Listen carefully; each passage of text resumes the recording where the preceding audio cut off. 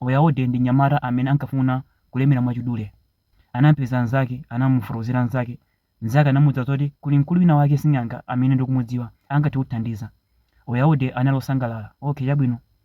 Ndi nzake uja anampasa address ya kwa Sing'anga uja. Anamfikira Sing'anga uja Oyahode, Sing'anga uja anamuwuza Oyahode kuti ine zimenezo sindimapanga, koma pali nzanga amene amatha kupanga zimenezi.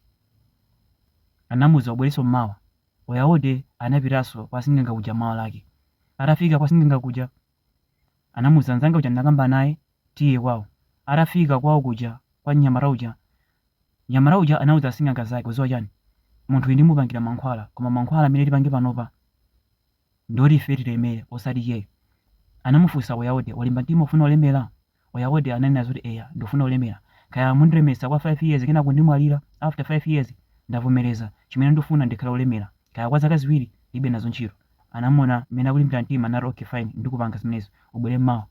Mmawa atabweranso Oyahode anampasa mankhwala aja anamwa. Atamwa anambofira dizi chizungulire kenako anagwa pasi.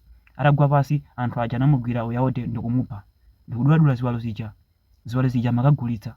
Anakagulitsa, ena anatenga miyendo, analipo anthu awiri, wina anatenga miyendo ndi mutu, wina anatenga mtima ndi ziwalo zina zokozera ndikukagulitsa.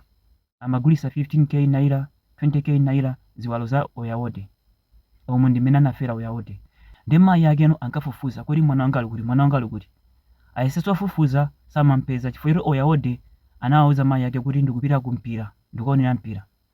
Ndanayesa kufufuza omwe ndi samampeza, koma pali munthu wina amene anamuona Oyahode ali ndi Sing'anga uja tsiku lomaliza. Ndi anawawuza mayi ake kuti komatu ine Oyahode namuona ali kwakuti ndi mdala wina wake. Analondolera mayi ake aja kunyumba kuja. Atafika kunyumba kwa Sing'anga uja anawawuza zoti ine amene sindali naye limodzi. Ena ku mayi ake anapita ku polisi. Atapita ku polisi, apolisi anabwera kwa Sing'anga kuja ankamufunsa. Anapatikiza mafunso mpaka anavomereza eya anali pano Oyahode ndipo waphedwa. Amene wamupha ndi nzanga, inenso ndamupha nawo. Kupita kwa nzake kuja anakamugwira. Atamugwira Oyahode ali kuti anafotokoza zoti Oyahode tamuduladula mapisi ndipo mapisi utagulitsa. Ndi anawawuzano tilozeni kumene mwagulitsa. Anayamba kuloza, ena ogula anathawa, ena anagwidwa. Ndiyenda nkobwera nkhani imene ndi cholinga chokuti ena ake mbotengepo phunziro.